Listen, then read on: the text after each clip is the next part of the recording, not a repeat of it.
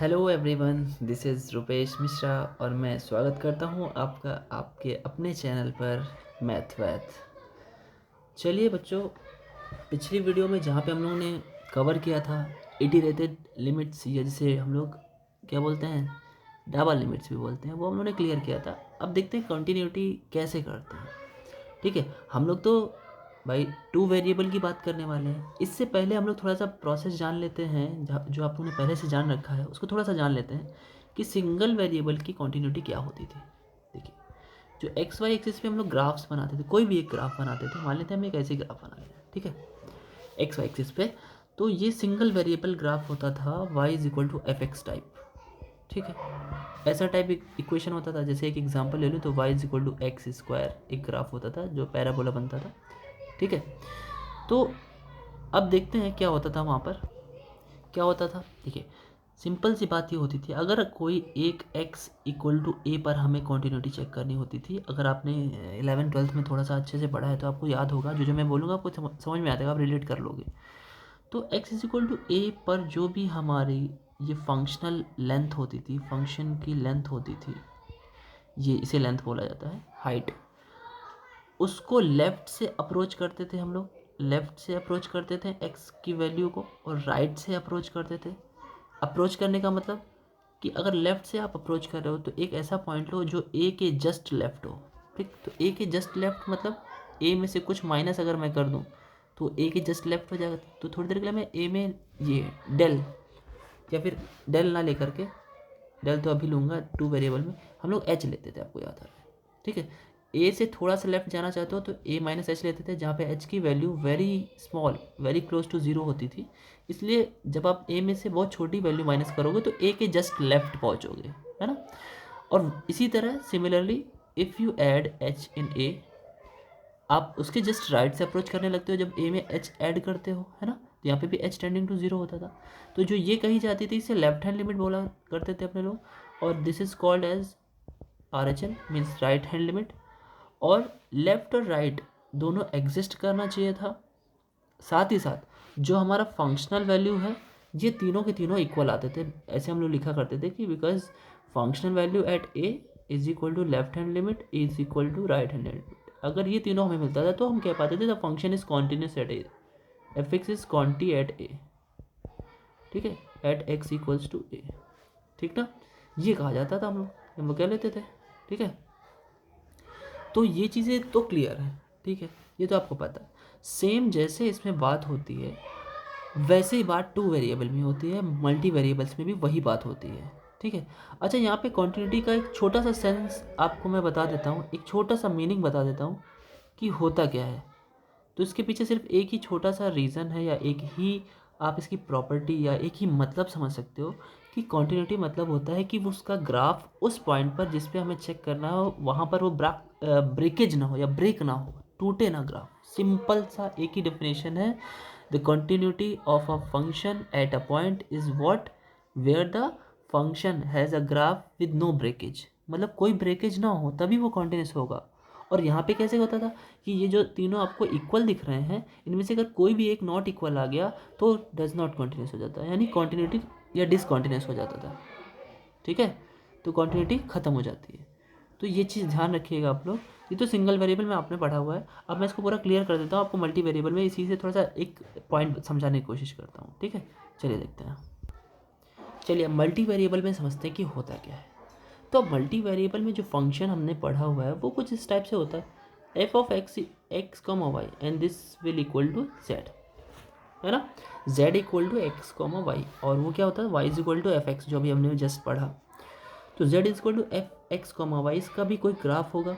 अब मैंने बहुत पहले की वीडियो में बताया है कि ये जो फंक्शन होता है वो कोई एक लाइन नहीं होती, ये क्या होता है, एक पूरा एरिया कवर करता है।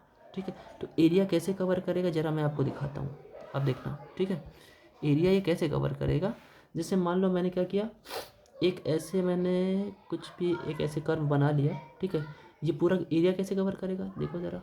अगर मैं इसे नीचे ड्रॉप करूँ तो ये पूरा का पूरा ऐसे क्या है, ये क्या है, पूरा एरिया कवर कर रहा है। ठीक है, तो ये बात समझ में तो आ रही होगी आपको कि एरिया कैसे कवर करेगा ये, ठीक है। आपने क्लास 12th में पढ़ा भी है एरिया अंडर द कर्व, तो ये एरिया कवर करता है। तो अभी मैं लाइंस को थोड़ा सा क्लियर कर ले रहा हूँ क्योंकि समझाना मुझे कुछ और है, ठीक है। ठीक है, चलिए देखते हैं। तो अभी यहाँ पर अब ये जब एरिया कवर कर रहा है तो कॉन्टिन्यूटी के लिए हमको कई सारे पाथ पर चलना होगा। मान लीजिए हमें इस पॉइंट पे बात करनी है, अगर इस पॉइंट पे मैं देखूँ तो यहाँ पर अगर इधर देखूँगा तो y इक्वल टू बी मिलेगा, मान लेते हैं कोई पॉइंट है, और इधर देखूँगा तो x इक्वल टू ए मिलेगा। तो कुल मिलाकर यहाँ पर फंक्शन की फंक्शनल वैल्यू क्या हो जाएगी हमारी, यहाँ पर functional value f of a comma b हो जाएगी। भाई x के प्लेस पर a और y के प्लेस पर b हम पुट कर देंगे, ठीक है। अब एक चीज़ बात सुनिएगा, अब कोई एक ऐसा पॉइंट मैं ले रहा हूँ जो इसके लेफ़्ट से अप्रोच करे, लेफ़्ट से इस ग्राफ में लेफ़्ट पे, मतलब x इक्वल टू ए पर ये पहुँचे लेकिन लेफ़्ट से पहुँचे, उसके जस्ट लेफ़्ट में जाके खड़ा हो जाए। देखिए मैं यहाँ पर अगर इसको खड़ा कर दूँ इस पॉइंट पे, दिखा आपको दिखाता हूँ एक बार और, देखिए उस पॉइंट जस्ट लेफ्ट में एक डॉट लगाया मैंने, ये उससे इतना करीब है कि आप उसका डिफरेंस निकालोगे ना उन दोनों पॉइंट्स का तो बहुत छोटा वैल्यू आएगा, यानी वेरी क्लोज टू ज़ीरो आएगा। तो यहाँ पे एक तो ये हो गया, आप x पर अप्रोच कर रहे हो लेफ़्ट से, ठीक है। तो आप कर क्या रहे हो, देखो x पे लेफ़्ट से अप्रोच कर रहे हो तो दो तरीके से करना है भाई, x पे लेफ़्ट से भी अप्रोच करना है, x पे राइट से भी अप्रोच करना है, मतलब यहाँ से भी करना है और यहाँ से भी करना है। तो एक काम करता हूँ, जब लेफ़्ट से आप अप्रोच कर रहे हो तो कुछ माइनस करना होता है, जब राइट से अप्रोच कर रहे हो तो कुछ प्लस करना होता है। लेकिन कुल मिला के हमें करना क्या है, इतना पास जाना है कि डिफरेंस लेने पे वो क्या आए तो पॉजिटिव आए, ठीक है। तो मैं x में से उस a को माइनस करता हूँ। क्यों मैं x ले रहा हूँ, क्योंकि x तो पूरे में कहीं भी डिफाइन हो सकता है ना, x यहाँ पे कहीं भी हो सकता है, तो इसलिए मैंने x को x ही रहने दिया, जैसे कि आप समझ जाओ कहीं से भी कोई पॉइंट ले लिया, ठीक है।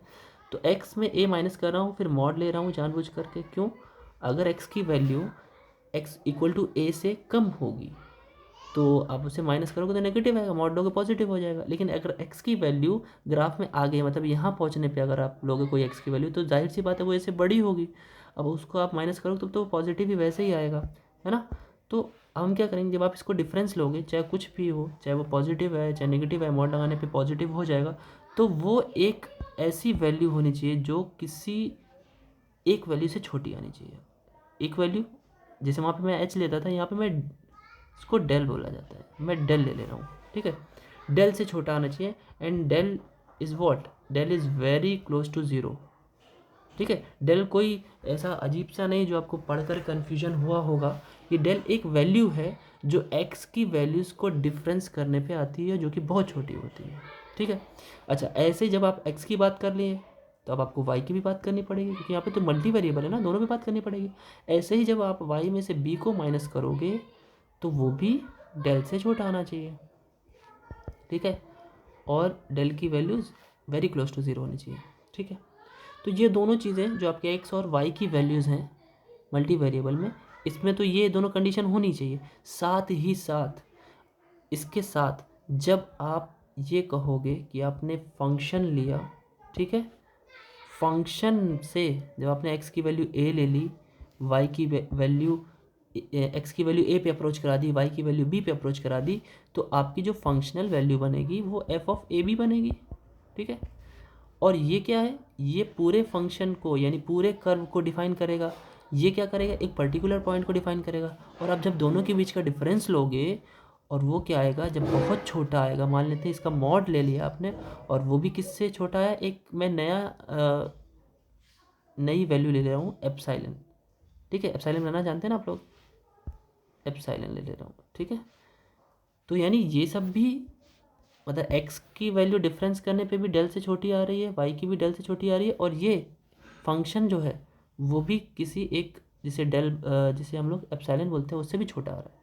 कहने का मतलब ये है, आपने इतने पास पास की वैल्यूज़ को लिया है जिसका डिफरेंस लेने के बाद वो एक बहुत छोटी सी वैल्यू दे रहा है आपको, और ये बहुत छोटी सी वैल्यू कैसी होनी चाहिए, एग्जिस्टिंग वैल्यू होनी चाहिए। अच्छा ये देखिए, एग्जिस्टिंग होना बहुत ज़रूरी है, तभी आप कह पाओगे कि ये कॉन्टीन्यूअस है, ठीक है, ठीक ना। तो ये पता है क्या है जो मैंने अभी लिखा आपके सामने, इसे ही बोला जाता है, बहुत ही फेमस है, कई लोगों को इसके नाम से डर लगता है क्योंकि उन्हें समझ में ही नहीं आता है। इसे बोला जाता है फिलहाल epsilon del definition of continuity of two variable, ठीक है। ये एप्सिलॉन डेल डेफिनेशन है। तो एक तरीके से आपकी ये भी तैयार हो गई क्योंकि एमसीक्यू में बहुत पूछता है कि अगर मैंने ये लिया है तो ये और ये दोनों पॉइंट लिया है तो इनमें से कौन सा सही होना चाहिए, तो ये वाला सही होना चाहिए। लेस देन डेल होगा, ध्यान रखिएगा, ठीक है। कॉन्टीन्यूटी की ये एक डेफिनेशन है और साथ ही साथ आप इसको इस्तेमाल कर सकते हैं, आपकी हेल्पफुल है आपके लिए। एमसीक्यू में बहुत सही क्वेश्चन बनेगा इससे, ठीक है, बहुत अच्छा क्वेश्चन बनेगा, ठीक है। तो ये तो एप्सिलॉन डेल डेफिनेशन हो गई, इससे क्वेश्चन भी सॉल्व किए जाते हैं और एक सिंपल ट्रिक भी है उससे भी सॉल्व किए जाते हैं, ठीक है। अच्छा ऐसे तो ठीक है ना, लेकिन इस तरीके से प्रूफ करने के लिए आपको बहुत टाइम लगेगा इसको सीखने में, तो अपने पास टाइम कम है। तो एक तरीका और है कॉन्टिन्यूस प्रूफ करने का, वो मैं लिख रहा हूँ, आप देखिए उसको, ठीक है। देखिए, जो आपको पता है ना, हम लोगों ने एक साइमल्टेनियस लिमिट पढ़ी थी, है ना। आपको पता होना चाहिए साइमल्टेनियस लिमिट इतनी हेल्पफुल है कि अगर साइमल्टेनियस लिमिट आपकी एग्जिस्ट करती है, ठीक है, ऑन डिफरेंट पाथ, जैसे हम लोग पाथ्स पे चल रहे थे, है ना, पाथ पे बहुत सारे डिफ्रेंशिएशन मत समझ लीजिएगा, डिफरेंट पाथ लिखा है, ठीक है, मैं यहाँ पे लिख देता हूँ। डिफरेंट पाथ पे अगर ये एग्जिस्ट करती है तो हमारा जो फंक्शन होगा वो कैसा होगा, कॉन्टिन्यूस होगा। यानी आपको कुल मिलाकर के अगर कॉन्टिन्यूटी सीखनी है तो आपको साइमल्टेनियस लिमिट कैसे एग्जिस्ट करती है, किस तरीके से पाथ चेक किए जाते हैं, वो पढ़ना पड़ेगा, ठीक है। तो कुल मिलाकर ये पहला वीडियो एक बारी आपको और रिपीट कर देना है, जो मैंने जिसमें साइमल्टेनियस लिमिट के बारे में समझाया हुआ है, उसे अच्छे से पढ़ लेना है, ठीक है। तो अब करना क्या है, कुल मिलाकर इसके लिए साइमल्टेनियस लिमिट हम लोग को आनी चाहिए, ठीक ना। तो चलिए एक क्वेश्चन लेते हैं, ठीक है, उसकी शॉर्ट ट्रिक जो बनेगी वो भी सीखते हैं, और जो ऐसे लॉन्ग ट्रिक है थोड़ा बुकिश मेथड सीख लेना चाहिए क्योंकि दिमाग में रहना ज़रूरी है। एक एग्जांपल लेते हैं, इसको जो मैंने बताया इसको ज़रा चीज़ सुन लीजिए कि लिमिट जो है आपका x, y अगर टेंड कर रहा हो a, b तक, जो लोगों ने पुरानी वीडियोस देखी वो समझ रहे होंगे ये क्या लिखा हो, इसलिए पुरानी वीडियो जरूर एक बार जाके देख लीजिए। ये तो आपकी साइमल्टेनियस लिमिट हो गई जो लेफ्ट हैंड साइड लिखी हुई है, और राइट हैंड साइड आपको क्या करना है, फंक्शनल वैल्यू निकाल लेनी है। मतलब सिंपली x के प्लेस पर a और y के प्लेस पर b पुट करना है, उससे जो भी आएगा वो हमारी फंक्शनल वैल्यू हो जाएगी। इसे आप ऐसे भी लिख सकते हो f of a b. Simultaneous निकालना है, वो एग्जिस्ट कर जाए, एग्जिस्ट करना चाहिए, सबसे बड़ी बात एग्जिस्ट करना ज़रूरी है। इन्फिनिटी आ जाए, 0.0 फॉर्म बन जाए, इंडिटरमिनेट फॉर्म बन जाए, तो वो सब एग्जिस्ट नहीं करते, सॉल्व करना पड़ता है। तो अगर ये दोनों सेम आ जाए तो आपका परफेक्ट वो क्या हो जाएगा, कॉन्टिन्यूस हो जाएगा। तो ये दोनों चीज़ें चेक करनी है। चलिए एक एग्जांपल देखते हैं और अच्छे से क्लियर होगा। Investigate the continuity at 0 0। देखो 0 0 पे चेक करने को बोला है, 0 पे चेक करने का मतलब है इनको एक तरीके से आप पे शक है कि इस पर नहीं होगा, कॉन्टिन्यूस होगा कि नहीं होगा। तो देखो ज़रा, जब यहाँ पे एक्स वाई की वैल्यू एग्जैक्टली इक्वल टू 0 0 है तो ये आपका जो है ना, इसी को फंक्शनल वैल्यू कहते हैं, ठीक है। जो इक्वल टू वाला होता है वही आपकी फंक्शनल वैल्यू होती है, ठीक है। तो इसको हम कैसे लिखेंगे, देखिए पहले हम लिख लेंगे फंक्शनल वैल्यू एट क्या, functional value at 0 0 is equal to f of 0 0, है ना। तो वो तो इन्होंने ज़ीरो ही दे रखा है भाई, ठीक है, ज़ीरो रख लो, तो इसकी वैल्यू तो ज़ीरो ही है, ठीक है। एग्जिस्टिंग है, हाँ एग्जिस्टिंग है। अब हम साइमल्टेनियस लिमिट चेक करेंगे, और देखिए साइमल्टेनियस लिमिट तो तभी हमारी एग्जिस्ट करती है जब उसको कई सारे पाथ पे, जो उस पॉइंट से निकलने वाले कई सारे पाथ हों, उस पर चेक हो, ठीक है। मैं थोड़ा आपको एक याद दिलाता हूँ कि साइमल्टेनियस लिमिट कैसे चेक की जाती थी। देखिए एक बारी, जैसे बताइए, अगर आपको उसने क्या बोला, चेक किस पे करना है, 0 0 पे, तो 0 0 कहाँ है भाई, 0 0 तो यही तो है ओरिजिन। यहाँ से जाने वाले कितने पाथ हैं, आप कितने बना सकते हो, इनफाइनाइट पार्ट्स जाते हैं यहाँ पे। सबसे पहले y is equal to m x जाता है, ठीक है। बहुत सारे पाथ हैं यहाँ से जाने वाले, एक ये पाथ है, और पाथ मैं आपको दिखाता हूँ। ये क्या है path, y is equal to x cube. मैं और भी पाथ बना सकता हूँ, देखिए और दिखाता हूँ आपको। अभी कितने पाथ मैं दिखा सकता हूँ, सारे दिखा सकता हूँ। y थोड़ा गड़बड़ बन गया, y is equal to minus m x भी जाता है, जाता है कि नहीं जाता है। अच्छा ठीक है, केवल यही नहीं और भी है, अभी मैं आपको और भी दिखाता हूँ। तो ऐसे मैं कितने सारे पाथ बना सकता हूँ जो आपको दिखा सकता हूँ। देखो एक पैराबोला भी तो जाता है, कई सारे पैराबोला, 4 तरीके की पैराबोला, ये भी जाता है, ये भी जाता है। अगर आप इधर से बनाना चाहो ऐसे, ये वाला भी पैराबोला जाता है, एक ये वाला भी पैराबोला जाता है। तो इतने सारे पाथ अभी और भी बन सकते हैं, कई सारे पाथ, इनफाइनाइट पाथ्स इधर से गुजर सकते हैं। तो सब चेक करेंगे क्या हम लोग, नहीं, वो लॉन्ग आंसर में चेक किया जाता है। यहाँ पे हमको एमसीक्यू चेक करना है, एमसीक्यू करना है। तो मैंने कैसे बताया था, अभी मैंने परसों नरसों ही बताया था, आपको फिर से बता देता हूँ कि जब हम लोगों को ऐसा कुछ होता है तो हम डिवीज़न में जो फंक्शन के अपॉन में पावर देखते हैं दोनों की, y और x की, कंपेयर करो, दोनों की पावर 2 2 है, सेम है ना। तो 2 से 2 को डिवाइड करो तो 1 1 आ जाएगा, 1 1 आ जाएगा। तो यानी y और x, यानी y पावर 1 और x की पावर 1 में हमको क्या करना है, y की पावर 1 और x की पावर 1 में एक आपको फंक्शन या फिर एक ग्राफ, एक वैल्यू मान लेनी है और y को x पे डिपेंड करा देना है। तो y और x में एक सबसे अच्छा relation y is equal to m x वाला होता है, वो हम लोग चेक कर लेंगे और डायरेक्ट जो हमारी एग्जिस्टिंग वैल्यू आएगी तो लिख लेंगे, ठीक है। तो चलिए हम केवल y is equal to m x पर चेक कर लेते हैं। चलिए देखते हैं, चेक करते हैं। देखिए सिंपली क्या करेंगे, checking at y is equal to m x. यहाँ पे m पॉजिटिव भी हो सकता है, नेगेटिव भी हो सकता है, ठीक है। सबसे अच्छा फॉर्म है जो ओरिजिन से जाती है, लाइन आप लोगों ने पहले भी पढ़ी होगी, क्लास 11 से ही हम लोग पढ़ने लगते हैं। सो अब हम y is equal to m x रखेंगे तो सिर्फ एक ही लिमिट रह जाएगी। हम लोग को पता है हम लोग साइमल्टेनियस लिमिट कैसे सॉल्व करते हैं।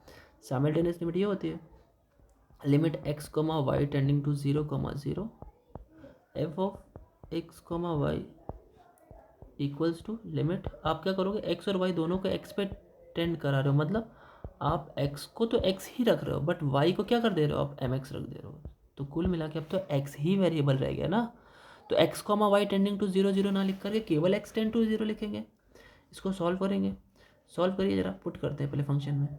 तो फंक्शन जो आपका था वो आपका x, मैं आपको दिखा देता हूँ, ये देखो, ये फंक्शन था ना आपका, ये वाला, ये फंक्शन था आपका ये, ठीक। ये क्यों रखेंगे अब यहाँ पे, क्योंकि यहाँ पे जरा देखिए, वहाँ पे मैंने लिखा है x tending to 0 not equal to 0। तो देखिए यहाँ पे x नॉट इक्वल टू 0 है, इसलिए ये वाला फंक्शन लिया जाएगा, नहीं तो यही ना ले लेते पहले। समझ में आ रही बात, लिमिट का कॉन्सेप्ट आप समझते होंगे इसको, कि जब टेंडिंग टू होता है तो वो नॉट इक्वल टू कहा जाता है, ठीक है।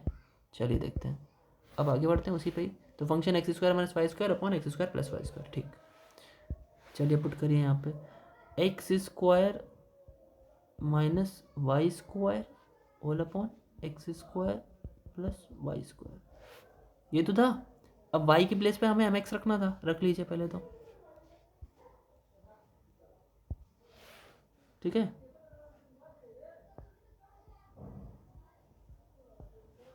एम एक्स रखिए, तो एक्स स्क्वायर, चलिए देखते हैं, वैल्यू रखते हैं, तो एक्स स्क्वायर तो हो गया, ठीक है।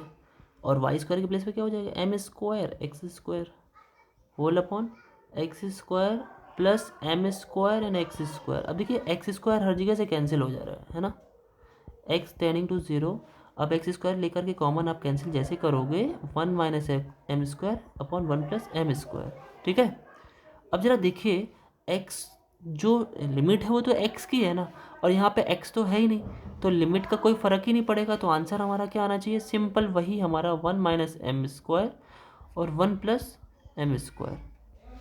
यहाँ पे जो हमारा m होगा वो तो कुछ भी हो सकता है, क्योंकि m तो एक वेरिएबल है।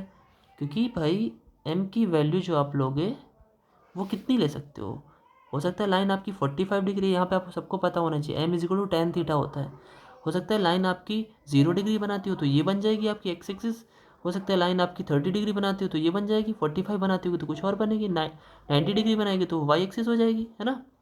तो बहुत सारी वैल्यूज़ यहाँ से निकल सकती हैं, एम के कई सारे वैल्यूज़ हो सकते हैं, क्योंकि थीटा बहुत सारे हैं। तो इसका मतलब हम लोग लिखते थे, आपको याद होगा वीडियो में मैंने बताया है कि हम लोग लिख दिया करते थे जब एम आता था कि डिपेंड्स अपॉन एम, ये एम पर डिपेंड कर रहा है ना। जब ये एम पर डिपेंड कर रहा है तो एम की तो इन्फाइनाइट वैल्यूज़ हो सकती हैं, और लिमिट तभी एग्जिस्ट करती है जब वो सिंगल और सिर्फ यूनिक वैल्यू देती तभी एग्जिस्ट करेगी। तो ये डज नॉट एग्जिस्ट हो गई भाई, है ना। और जब डज नॉट एग्जिस्ट है तो साइमल्टेनियस लिमिट एग्जिस्ट नहीं की तो वो कैसे फंक्शनल वैल्यू के बराबर मैं बोल दूँ, नहीं बोल सकते। तो इसका मतलब क्या है, साइमल्टेनियस लिमिट भी लिखेंगे because simultaneous limit is not equal to functional value, means 0 0 पे उसके इक्वल नहीं है। So what, so the function is not continuous at 0 0। ठीक है, याद रखिएगा इसको। इसमें मेन जो हमारा शॉर्ट वो था कि हमने एक ही पाथ से कैसे हमारा आंसर बोल दिया। ठीक है, तो याद रखिएगा जब भी हमारा एमसीक्यू बेस पे आएगा बच्चों, स्टूडेंट्स, तो एमसीक्यू बेस पे ऐसे बहुत कॉम्प्लिकेटेड क्वेश्चन नहीं देंगे वो कि आपको पाथ बहुत कॉम्प्लिकेटेड पढ़ना पड़े। जो मेरी पहली स्टार्टिंग की वीडियो में जब मैं फुल क्वेश्चन बताता था तो उसमें कुछ कॉम्प्लिकेटेड पाथ्स भी थे, जैसे y is equal to m x minus x cube करके, तो वो ऐसा नहीं देने वाले। तो कुछ ऐसा पाथ होगा बड़ी सिंपली हो जाएगा। ठीक है, तो अब अपॉन में जितने भी पाथ होंगे, जैसे नीचे नीचे की पावर देखी जाती है, कभी भी डिनोमिनेटर की पावर देखी जाती है, और उस हिसाब से एक्स और वाई की पावर को हम लोग क्या करते हैं, कंपेयर करते हैं और डिवाइड करके कम ज़्यादा कर लेते हैं। तो कम ही करते हैं, ज़्यादा कहाँ से करेंगे। तो वहाँ से हम लोग सिंगल एक पाथ पे ही आंसर फटाक से दे देते हैं। मैंने तो इतना लिखा, आप तो रफ में करोगे, फटाक से करके आंसर दे दोगे। ठीक है, कोई बात नहीं।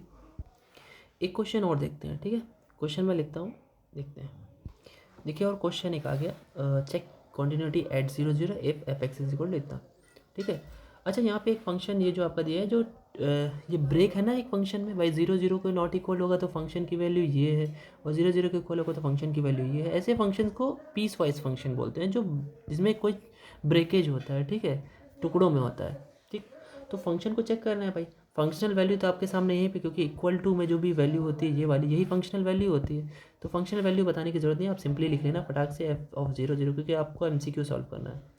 0 हो गया। ठीक है, अब शॉर्ट में मैं बताने जा रहा हूँ।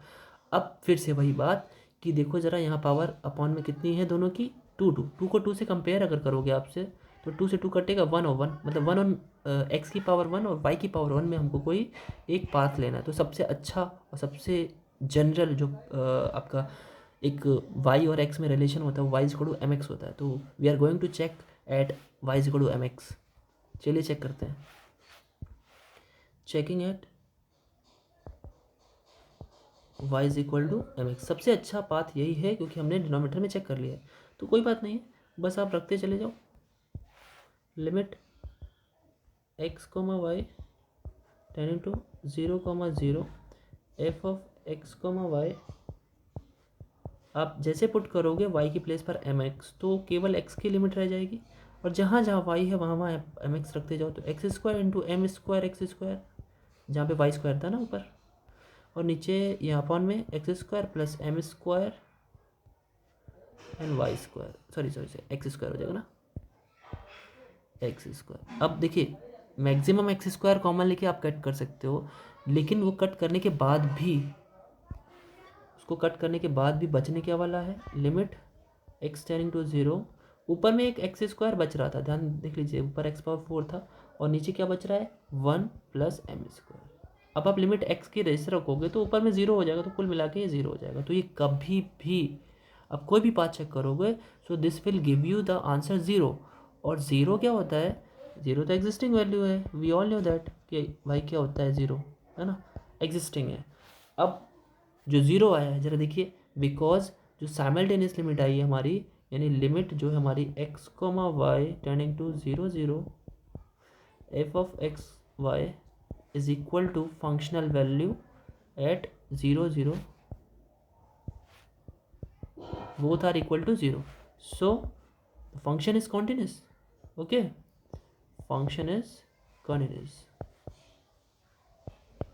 ठीक ना, तो ये था आज का पॉइंट कि कॉन्टिन्यूटी कैसे चेक की जाती है। फटाक से आप 1 मिनट में आंसर कैसे दोगे, क्योंकि अब तो 1 घंटे में 40 क्वेश्चन आने वाले हैं। ठीक, तो मैं 1 मिनट का ही दायरा लेके चल रहा हूँ, आप 1 मिनट में कर भी लो। और after solving each and every question you must have 20 minutes left with you. 20 minute बचे, जिससे कि आप एक बार ही रिकॉल कर सको, कहीं गलती हो, क्योंकि पहले OMR शीट पे नहीं कलर किया जाता है, उसे डार्क नहीं किया जाता है। सबसे पहले सबको सॉल्व कर लो। अगर आपके पास ये है कि आप 20 मिनट बचा ले जाते हो, तो सबसे पहले क्या करो, सबको सॉल्व कर लो, उसके बाद आप डार्क करना। ठीक है, और कुछ लोग तो यही सलाह देते हैं कि अगर आप अच्छे से पढ़ रहे हैं तो तुरंत एक के बाद एक करते रहना चाहिए। मुझे भी वही सही लगता है कि आपने एक सॉल्व किया फिर उसको कलर कर दिया, लेकिन थोड़ा सा ध्यान दीजिएगा। अच्छा, तो अभी एक चीज़ और मैं आपको कहना चाहूँगा कि इसके बाद मैं MCQ का, जैसे मैं अभी तो ये समझा रहा हूँ, साथ ही साथ कुछ कुछ चीज़ें बता रहा हूँ। अभी MCQ के सीरीज़ टाइप की कुछ वीडियोज़ में बनाई हैं, मुझे बनानी है। मैंने आपके लिए MCQ ढूंढ कर रखे हैं, तो वो सारे के सारे एक साथ वो MCQ क्वेश्चंस होंगे। ठीक है, अच्छे से लिखे हुए पहले से प्रिंटेड होंगे, और उसे मैं समझाता जाऊँगा, तो वो आपके लिए बहुत ज़रूरी होगा। तो इसे ज़रूर देखिएगा और ये कंसेप्ट के लिए यहाँ पे देख लीजिए सारे वीडियोज़, क्योंकि मैं ये ज़रूर कहूँगा कि मैंने ये पिछले वीडियो में पढ़ाया है, ठीक है। तो उसे आपको वीडियोज़ के थ्रू चलना है, उसके बाद उसको लास्ट में मैं करवाऊँगा। काफ़ी सारे क्वेश्चन होंगे उसमें, तो रिलेट कीजिएगा आप लोग, कीजिए आप। और ये इंश्योर रहे कि आप पहले सारे वीडियोज़ पढ़ चुके हों, क्योंकि बहुत कम ही, फिर नहीं तो समझ में नहीं आएगा। देखिए चैप्टर ये तो आज ख़त्म हो गया, ठीक, चैप्टर ये आपका क्लोज हो गया है। कल से नया चैप्टर है जो कि डिफरेंशिएबिलिटी पे है ना, डिफरेंशिएबिलिटी पे पढ़ना है हम लोगों को। तो डिफरेंशिएबिलिटी भी हम लोग ऐसे अच्छे से करेंगे, ठीक है। डिफरेंशिएबिलिटी चेक करने का, उसको डायरेक्ट आंसर करने का, उसका ट्रिक जो है वो मैं कल बताऊंगा आपको, ठीक है। एक ही शॉर्ट ट्रिक है उसका, सिंपली आप सारे आंसर दे सकते हो, तो वो अच्छा मिलेगा आपको, मैं अच्छे से समझाऊंगा। आज के लिए इस वीडियो में इतना ही रखते हैं, और तब तक के लिए आप जितने भी आपके फ्रेंड्स हैं उनको, अगर ये हेल्पफुल आपको वीडियो लगी है तो आप ज़रूर शेयर करिए, लाइक कर दीजिएगा अगर आपको अच्छा लगा हो। और कुछ भी कमी नज़र आती हो तो वो भी आप ज़रूर बताएं। मुझे कमियां सुननी बहुत अच्छी लगती हैं, अगर मेरे में कमी है तो मैं सुनना पसंद करता हूँ, क्योंकि मैं उसे वापस से सही कर सकता हूँ, और अच्छा मैं डिलीवर कर सकता हूँ अपना जो भी आपको मैं देता हूँ, ठीक है। तो तब तक के लिए पढ़ाई करते रहें, मस्त रहिए, स्वस्थ रहिए, साथ ही साथ प्रिपरेशन जारी रखिए, ठीक है। बाकी मिलते हैं अगली वीडियो में आपसे, आपके अपने चैनल मैथ वैथ पर।